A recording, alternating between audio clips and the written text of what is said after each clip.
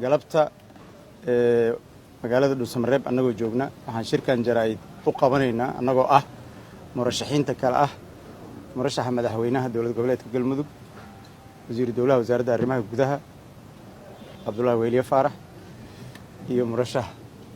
Kamaal Daahir Xasan Guutaale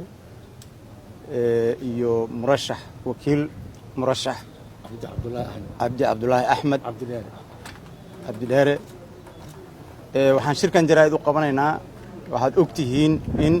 7 bilo la soo dhaafay ay ka socotay magaalada Dhuusamareeb sidii dib loogu yegleeli lahaa dowlad goboleedka Galmudug waxaa xusid mudan in dowlad goboleedka Galmudug 4 sano ka hor markii la dhisay ay ahayd markaan inay ayada shaqadeeda qabsato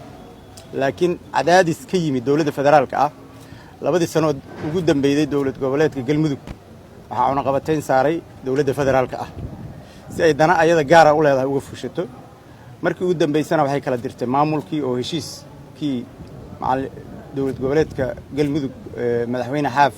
iyo maamulkii Ahlusunna wal Jamaa ay gaareen ayaan daro dowladdu waxay uga cambanaanaatay in ay processkii afduubto muddo dheer waxay ku guuleysatay inay madaxweyne Xaaf iyo maamulka Ahlusunna labadoodiba mid walba sidiisa u dhibaatayso waxaad ogtihiin ayadoo maamulka Ahlusunna halkan ku soo dhaweeyay heshiis la galay in dowladdu ku dhawaaqday tiri heshiisku been buu ahaa sidii aan Dhuusamareeb ku tagi karnay baan ka fakaraynay oo heshiisyadii kuraasta lagu qaybsaday oo lagu heshiiyey ay ka baxeen murashaxiinteenan waxaan ku istaagnay in uusan burburin maamulka iyo dib u dhiskiisa baaqiyo kala duwan ayaana ka soo saarnay adinkoo ka warhaaya in guddigu uu ahaa dowladdu ay soo saartay guddi farsamo guddigaas oo wada ahaa shaqaale dowladeed oo aan isla markiiba ka baaqnay guddigaas oo markii koowaadba lagu dhisay rabitaanka filla Soomaaliya iyo xafiiska prime ministerka wuxuu ka shaqeeyay in processku uu aad iyo aad u daba dheeraado waxaad ka warhaysaan muddadii dheereed ee la soo dhaafay cabashadii ka timid odayaasha dhaqanka dadka xildhibaanada doonka ahay iyo kuwa hadda xildhibaanada noqdaba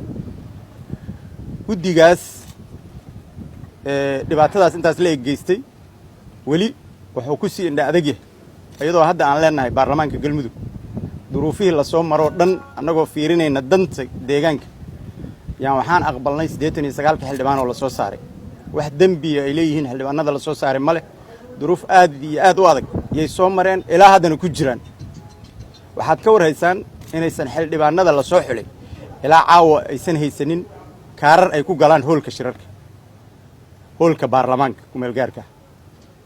waxaa dhibaato ah ood ogtihiin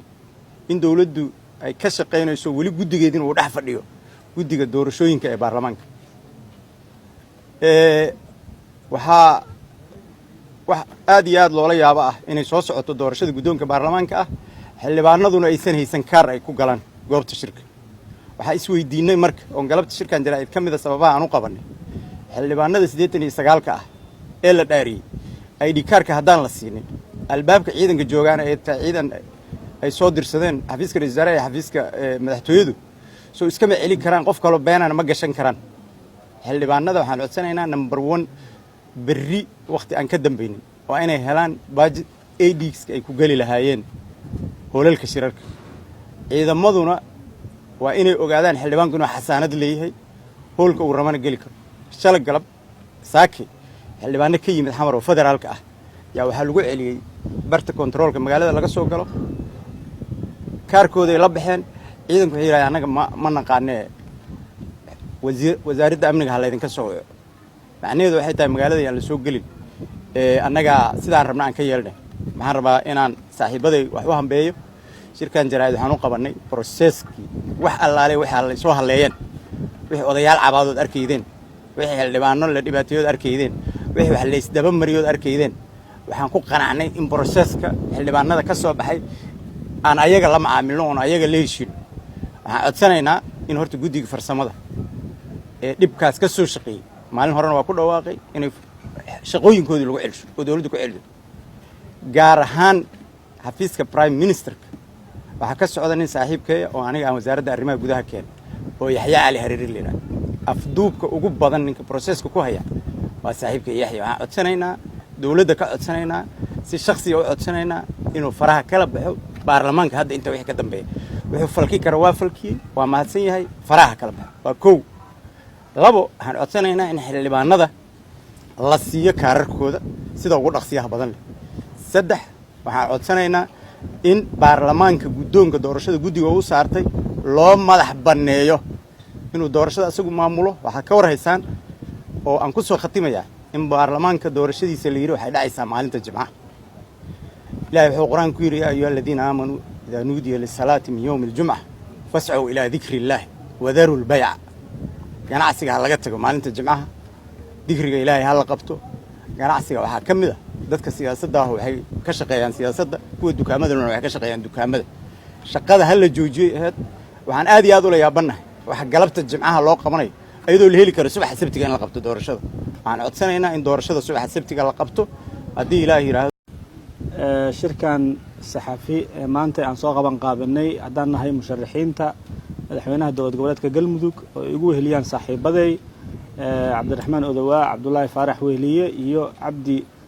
Dheere oo runtii bari nagala soo qayb gali doona runtii waxa dul maray saaxiibkay ayaa dul maray qodobadii ugu muhiimsanaa laakiin waxaan rabaa inaan dhowr shay aan hoosta ka xariiqo oo ah Galmudug waxa lagu dhisay maanta ay marayso halka ay marayso waxa noo dhisan baarlamaankii labaad noo dhisan baarlamaankii labaad ee dowlad goboleedka Galmudug noo dhisan halka meeshan aan ku soo gaarnay 7 bilood la soo dhaafay waxa nala joogay wasaaradda arrimaha gudaha guddi dowladda federaalka laga soo diray maanta reer Galmudug institutionkii koowaad u dhisan institutionkaas koowaad oo noo dhisan waxaan u baahannahay in maskaxda lagu hayo xildhibaanadeena iyo institutionkeena koowaad noo dhisan in maskaxda lagu hayo maanta wixii ka dambeeyay dowladda federaalka shaqana naguma lahan shughulna naguma lahan waxa la leeyahay dowladda federaalka secretary-ka ah ama xubin ka ah ama baarlamaankeena shaqo ku leedahay sharcina ma ahan dastuur federaalna ma ahan dastuur dowlad goboleed Galmudugna ma ahan marka waxaan rabnaa runtii inay faraha kala baxaan wasaaradda arrimaha gudaha iyo guddigii shaqadiisa ay dhamaatay hawsha baarlamaanka dowlad goboleedka Galmudug baarlamaanka labaad asaga noo dhisan maanta wixii ka dambeeyay dawladdan nahay halkaana waxa lagu yimid isu tanaasul waxa lagu yimid runtii dhabar adeeg waxa lagu yimid inaan anagu qodob walba oo kamid ah 7 bilood la soo dhaafay waxaan ka cabanay waxaan ka sheeganay maxaa la yiraahdaa markii guddiga la soo magacaabay waxaan niri guddigan wuxuu yahay maxaa la yiraahdaa guddi shaqadii dawladda haya hana la ka daayo dawladdu waa ku adkaysatay odayaasha dhaqanka liiskooda yaan la musuqmaasuqana niri waa laga shaqeeyay in la musuqmaasuqo waa u tanaasulnay xildhibaanada soo baxay hadda oo dambi aan ku lahayn intaas ayaguna runtii inta oday oo hadashay oo cabaaday oo runtii qatar u gashay inay Galmudug ay runtii ay qatar galaan oo yiri waa ka tagna meeshaan ay lagu soo kala tago oo anagu aan habeen walba u boogadayno oo niraahno tan waxaan fiirinaa kursiga ama reerku ay ku soo dhiibteen oo dawladdu ka xoogtay oo laga faramaroojiyay waxa ka muhiimsan in maanta aan fiirino Galmudug aan dhisaneyn waxaan rabaa baaq inaan u diro halkan ra'iisul wasaaraha Mudane Xasan Cali Khayre oo runtii meeshuu ka bilaabay nagu soo celiyay maanta sidaan ognahay gaalkacay waxa ka socda qabaaqaabo kala ka socota guddi kala ka dhisan baarlamaan kala laga dhisayaa maalintu noo imaanayna prime ministerka wuxuu yiri wixii aan xalinaya shirdi buusiinan qabanaya nama qabato 7 bilood kadib maanta in baarlamaan kala gaalkacay lagu dhisan nama qabato dawladdu ayadaana tiri madaxweyne xaaf wax walba oo maxal yaada uu yahay anaga xalinayna anaga qaadanayna la macaamilayna oo arintiisa idinka xalinayna de maanta in ay hadana wixii ay ku ballameen wixii isku fahmeen in dawladdu inta ka baxdo madaxweynihii uu yiraahdo halkaas oo baarlamaanka la ku dhisaya waxaan u arkaynaa caqabad kale oo loo dhigayo Galmudug markale waxaan soo xasuusanayaa 2015 oo Dhuusamareeb iyo Cadaad loo kala istaagay maanta ma aqbali karno inaan Dhuusamareeb iyo Gaalkacyo laba baarlamaan iyo laba dawlad kale inay ka dhalato ma aqbali karno 4 sano kale in nooga dhunto ma aqbali karno waa mas'uuliyad dawladda federaalka ay leedahay oo 7 bilood la soo dhaafay ay ayadu gacanta ku haysay maanta marka inay laba baarlamaan noo dhalato oo odayaashii halkan ka xanaaqay halkaas aadaan oo aysan dawladdu waxba kala jeclayn oo madaxweynihii hadda xilka la rabay in laga wareego dowlad goboleedka la sameeynayo waa mas'uuliyad dawladda federaalka ay leedahay waxaan rabnaa shacabka reer Galmudug inaan u sheegno waxaan dawladda federaalka inaan u sheegno international community inaan u sheegno waxaan rabnaa arrintaas hadda in laga hortago ma rabno in mar walbaba dawladda meeshaan ka dhalatay tii lugaha qaba lahayd in meel kale loo dhigo ma rabno arrintaas waxaan rabnaa in la xalliyo arrimaha kale oo halkan ka jira iyadana waxaan rabaa in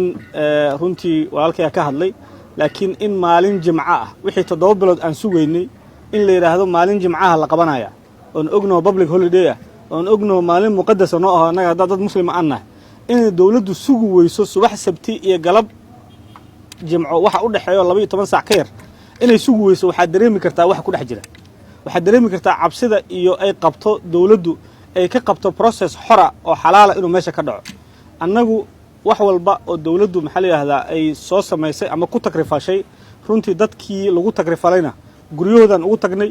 waa ka raali gelinay process-kana runtii intaan ilaashanay runtii intaan u naxnay intaan u turnay dawladdu uma turna leena marka waxaan rabnaa walaalayaal annaga oo dhisanayna dawlad goboleed galmudugna wada deeqda haddana qaladaadkii la sameeyay isku boogadhayna isaga bahasha ah inaan tacadiyaadka iyo runtii xadgudubyada dawladdu ay sameysay oo runtii maantay na koosti gareyna inay wax kale garabkeena ka sameysmaan inaan runtii aan isxalino kuwa naga maqan oo caaw gaalkacay jira inaan xalisano kuwa halkan joogo lagu dulmiyay inaan xalisano kuwa soo baxayna waxaan rabnaa inay maskaxda ku hayaan dantaas guud oo runtii ay u soo baxeen wixii la rabo hala sameeyo dantaas guud ay u soo baxeen runtii inay ilaashadaan inay galmudugtii mas'uuliyadda maanta ayay saaran tahay waxaan rabnaa maantay mas'uuliyadda ku saaran oo ah inaad galmudug oo dhismaheedu loo dhan yahay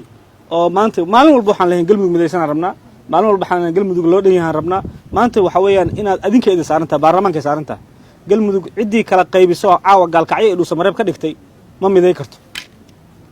galmudug ciddii kala dirtay iskuma dari karto baarlamaanka hadda dhisan fariintaasaan u dirayaa haddaan rabno 4 sano la soo dhaafayoo labada meel la kala joogo cadaadada iyo dhuusamareeb la kala joogi maanta haddaan rabno 4 sano kale oo gaalkacyo iyo dhuusamareeb la kala joogo haddaan rabtiin intii mas'uuliyadda lahayd waa taqaaniinay maxaa la yiraahdaa u sii dhiiba haddii kalena waxaan rabaa inaan ogaano ciddii galmudug midaysan loo dhan yahay dadkeedu isku dan yihiin ay rabaan inay dhibaatada ka baxaan waxaan rabaa in la doortaan rabaa